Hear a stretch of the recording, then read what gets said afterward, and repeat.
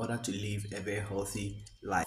Stay tuned and watch this video to the end. I know for sure that you will learn something that henceforth, when you put it in practice, it will really help you in order to improve your life. And there was this artist that used to talk about sleep is a cousin of death. I don't know whether it's actually 50. So I always thought that sleep was a bad thing. And that if I really wanted to be successful, then I need to drop the number of hours I'm sleeping and really focus on more hours on really working and trying to be more productive. I've grown up and I've realized that all those things are rubbish. That, in fact, I'm a lot more productive after I've had 8 hours sleep than if I stayed up all night to try to get something done.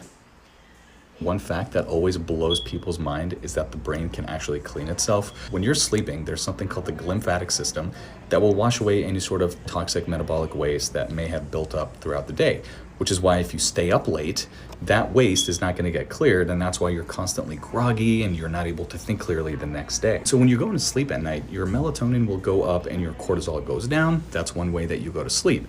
And then overnight, your brain will clean itself, and then when you wake up in the morning, the light will hit your eyes when it's closed and will activate a part of the brain called the suprachiasmatic nucleus of the hypothalamus, and that will activate your cortisol to gradually increase and your melatonin to gradually decrease, and that's how you wake up naturally based on your own circadian rhythm. If you find this video helpful, feel free to subscribe to this channel for more videos, like this video, and then share this video to many people.